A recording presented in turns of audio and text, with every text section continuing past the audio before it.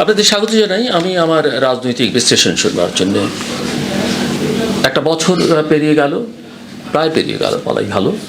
2024 সালে সেই রক্তাক্ত জুলাই আগস্টের অভ্যুত্থানের পর বাংলাদেশের রাজনীতিতে যে মোড় পরিবর্তন হয়েছিল বা যে মোড় পরিবর্তন এসেছিল, তাতে জনগণের মনে এক ধরনের আশার সঞ্চার হয়েছিল এবং খুব স্বাভাবিকভাবেই সেই আশাটার সঞ্চার হয়েছিল। দীর্ঘমেয়াদী দমনমূলক শাসনের অবসান, প্রশাসনিক অপচয় ও দুর্নীতির বিরুদ্ধে গণপ্রতিরোধ এবং একটি অন্তর্বর্তী সরকারের হাতে ক্ষমতা হস্তান্তরের মাধ্যমে অনেকেই ভেবেছিল দেশ এবার হয়তো একটা নতুন পথে পা দেবে, পরিবর্তন হবে নেতৃত্বে, নীতিতে ও রাষ্ট্রচিন্তায়। কিন্তু সময়ের ব্যবধানে সেই আশাভঙ্গ এখন জনগণের হতাশায় পরিণত হয়েছে। অন্তর্বর্তী সরকারের নেতৃত্বে যিনি আছেন বা যিনি আসেন, সেই ডক্টর মোহাম্মদ ইউনূস তার আন্তর্জাতিক ভাবমূর্তি এবং পুরস্কার প্রাপ্ত অতীতের জন্যে অনেকেই ধরে নিয়েছিলেন অন্তত নিরপেক্ষতা ও সংস্কারের প্রশ্নে সরকার একটি সুনির্দিষ্ট রোডম্যাপ অনুসরণ করবে। কিন্তু এক বছর পরে দাঁড়িয়ে এখন দেখা যাচ্ছে সরকার যেমন রাজনৈতিকভাবে দ্বিধাগ্রস্ত, তেমনি প্রশাসনিকভাবে ব্যর্থ ও সাংগঠনিকভাবে দুর্বল। ফলে যে পরিবর্তনের জন্য একটা বিপ্লব ঘটেছিল বা অভ্যুত্থান ঘটেছিল, সেই পরিবর্তন আজ স্থবিরতার মধ্যেই হারিয়ে যাচ্ছে। রাজনৈতিকভাবে এই সরকার প্রথম থেকেই বলেছিল জাতীয় ঐক্য গঠনের মাধ্যমে একটা স্বচ্ছ, অংশগ্রহণমূলক এবং গ্রহণযোগ্য নির্বাচন আয়োজন করাই তাদের প্রধান লক্ষ্য। কিন্তু সেই জাতীয় ঐক্য ধারণাটাই সময়ের সঙ্গে সঙ্গে ধূসর হয়ে গেছে।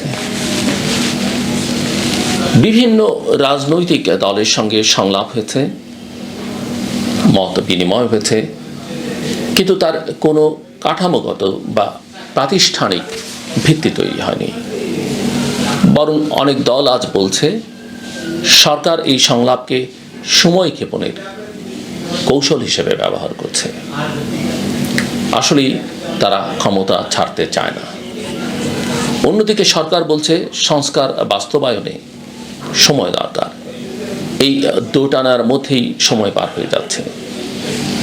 কিন্তু জনগণের কাছে কোনো সুস্পষ্ট দিক নির্দেশনা পৌঁছচ্ছে না।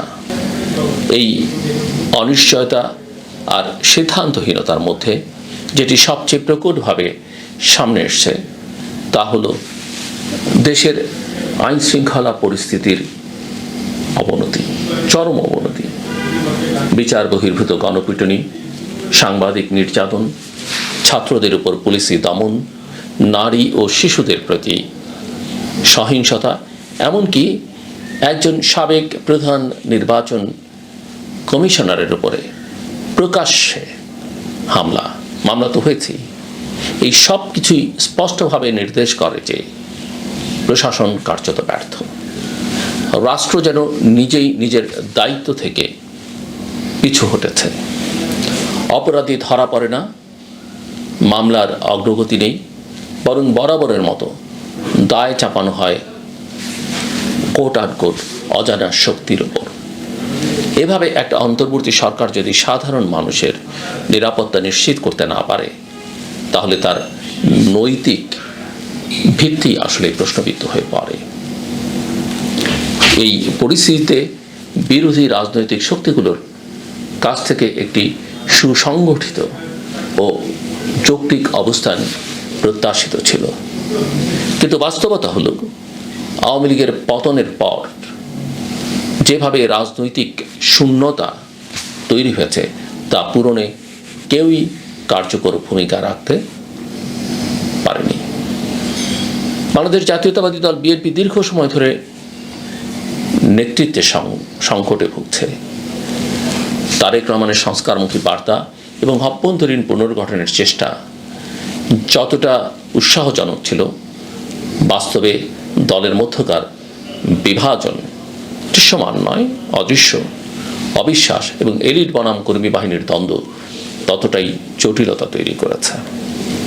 আর জাতীয় নাগরিক পার্টি, যারা বিকল্প শক্তি হিসেবে আত্মপ্রকাশ করেছিল, তারাও এখন নানা বিতর্কে নিমজ্জিত। ধর্মীয় উগ্রতার সঙ্গে ঘনিষ্ঠতা, নারী বিরোধী অবস্থান ও অভ্যন্তরীণ দ্বিধাদ্বন্দ্ব এসব তাদের রাজনৈতিক ভবিষ্যৎকে অনিশ্চিত করে তুলেছে। রাজনৈতিক এই অস্থিরতা ও নেতৃত্বহীনতার ফাঁকে আবার মাথা চারা দিয়ে উঠছে ধর্মভিত্তিক গোষ্ঠীগুলো।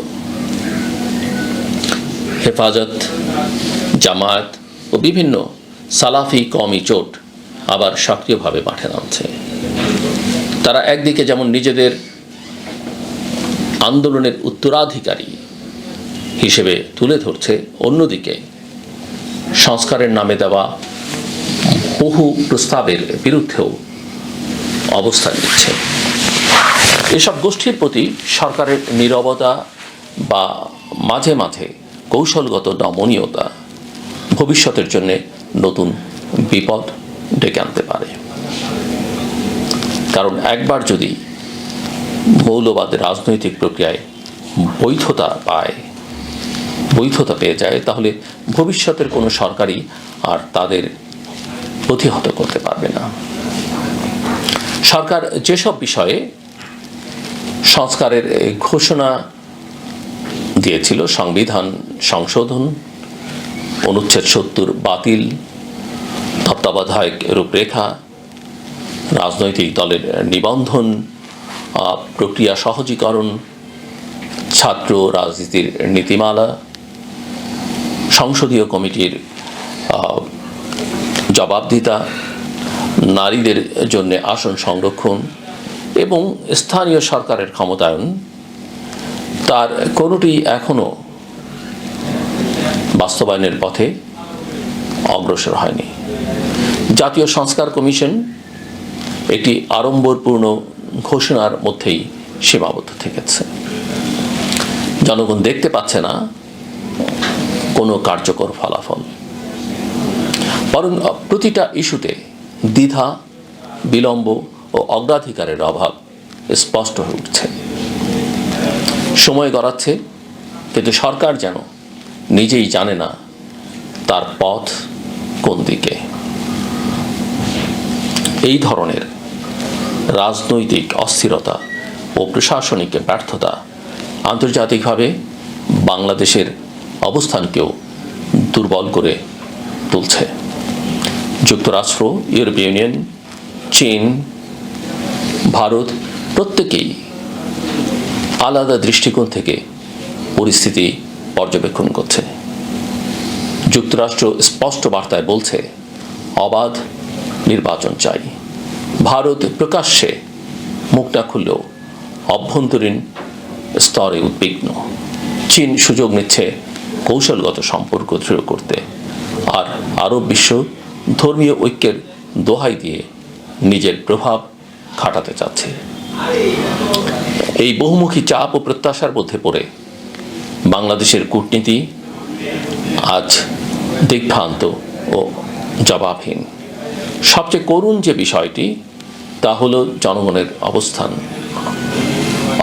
তারাই ছিল সেই পরিবর্তনের শক্তি, যারা রাজপথে নেমে এসেছিল, রক্ত দিয়েছিল, চিৎকার করেছিল একটি গণতান্ত্রিক রাষ্ট্রের জন্যে।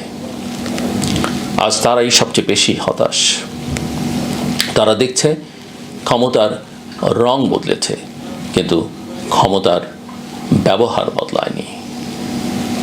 আইনের শাসনের জায়গায় আজও পুলিশি জুলুম, অংশগ্রহণমূলক রাজনীতির জায়গায় আজও স্বজনপ্রীতি আর সিদ্ধান্তহীনতা, এবং রাষ্ট্রীয় প্রতিশ্রুতির জায়গায় আজও অজুহাত আর বিলম্ব।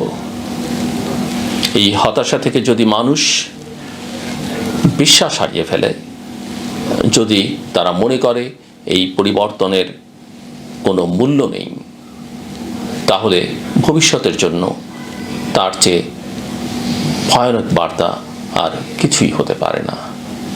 অন্তর্বর্তী সরকার যদি সত্যিই জনগণের ম্যান্ডেট রক্ষা করতে চায়, তবে এখনই প্রয়োজন একটি স্পষ্ট রোডম্যাপ, একটি নির্দিষ্ট সময়সীমা, একটি বিশ্বাসযোগ্য নির্বাচন প্রক্রিয়া এবং বাস্তবসম্মত সংস্কার বাস্তবায়নের পদক্ষেপ। না হলে এই সরকারও ইতিহাসে আরেকটি হারানো সম্ভাবনা হিসেবেই চিহ্নিত হয়ে থাকবে। আর বাংলাদেশের জনগণ আবারও বলবে, আশা করেছিলাম, পেলাম না। আমার কথা শুনবার জন্য আপনাদের অসংখ্য ধন্যবাদ। আপনাদের সবার জন্য শুভকামনা।